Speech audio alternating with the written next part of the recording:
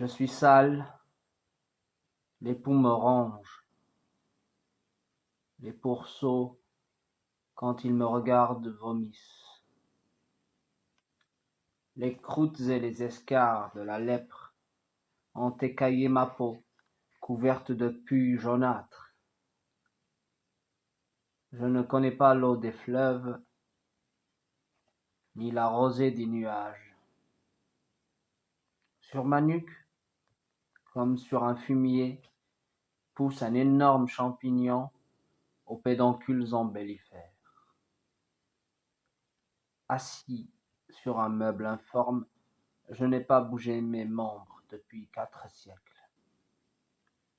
Mes pieds ont pris racine dans le sol et composent jusqu'à mon ventre une sorte de végétation vivace, remplie d'ignobles parasites qui ne dérivent pas encore de la plante et qui n'est plus de la chair. Cependant, mon cœur bat. Comment batterait-il? La pourriture et les exhalaisons de mon cadavre, je n'ose pas dire corps, ne le nourrissaient abondamment.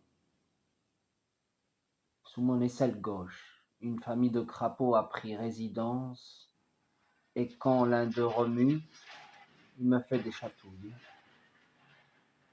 Prenez garde qu'il ne s'en échappe un, il ne vienne gratter avec sa bouche le dedans de votre oreille. Il serait ensuite capable d'entrer dans votre cerveau. Sous mon aisselle droite, il y a un caméléon qui leur fait une chasse perpétuelle afin de ne pas mourir de faim. Il faut que chacun vive. Mais quand un parti déjoue complètement les ruses de l'autre, il ne trouve rien de mieux que de ne pas se gêner et suce la graisse délicate qui couvre mes côtes. J'y suis habitué. Une vipère méchante a dévoré ma verge et a pris sa place. Elle m'a rendu eunuque, cette infâme. Oh, si j'avais pu me défendre avec mes bras paralysés, mais je crois plutôt qu'ils se sont changés en bûches. Quoi qu'il en soit, il importe de constater que le sang ne vient plus y promener sa rougeur. De petits hérissons qui ne croissent plus ont jeté à un chien qui n'a pas refusé l'intérieur de mes testicules. L'épiderme soigneusement lavé, ils ont logé dedans. L'anus a été intercepté par un crabe. Encouragé par mon inertie, il garde l'entrée avec ses pinces et me fait beaucoup de mal.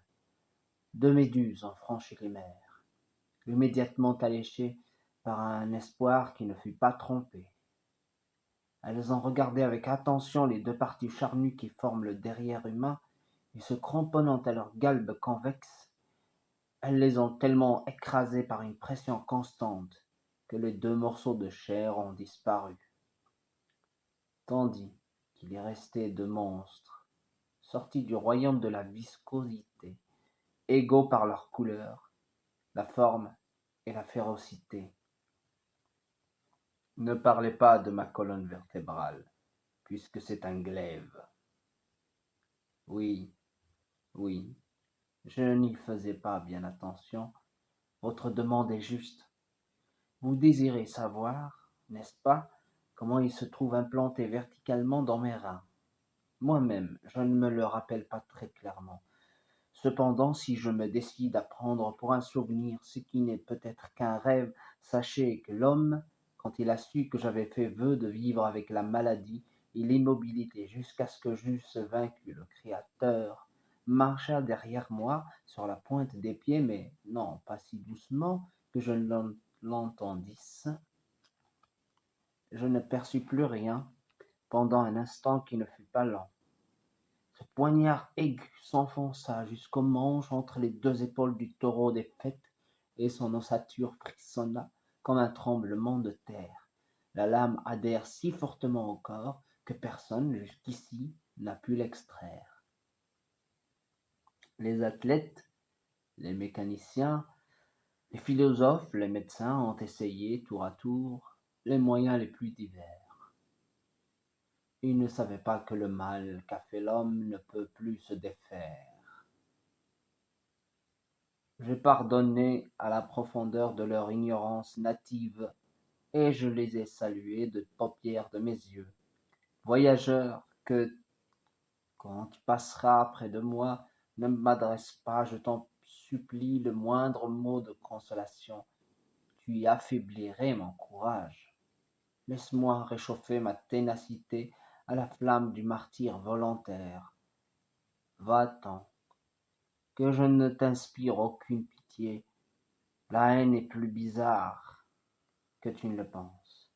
Sa conduite est inexplicable, comme l'apparence brisée d'un bâton enfoncé dans l'eau.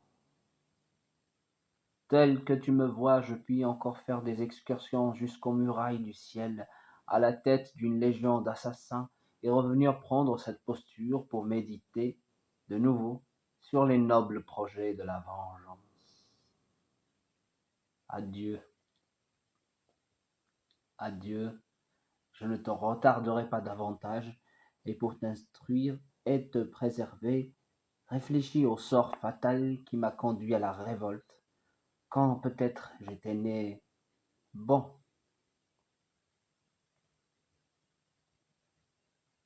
Tu raconteras à ton fils ce que tu as vu, et le prenant par la main, fais-lui admirer la beauté des étoiles et les merveilles de l'univers, le nid du rouge-gorge et les temples du Seigneur. Tu seras étonné de le voir si docile au conseil de la paternité, et tu le récompenseras par un sourire. Mais quand il apprendra qu'il n'est pas observé, jette les yeux sur lui. Tu le verras cracher sa bave sur la vertu. Il t'a trompé, celui qui est descendu de la race humaine, mais il ne te trompera plus. Tu sauras désormais ce qu'il deviendra. Ô père infortuné, prépare pour accompagner les pas de ta vieillesse l'échafaud ineffaçable qui tranchera la tête d'un criminel précoce, et la douleur qui te montrera le chemin qui conduit à la tombe.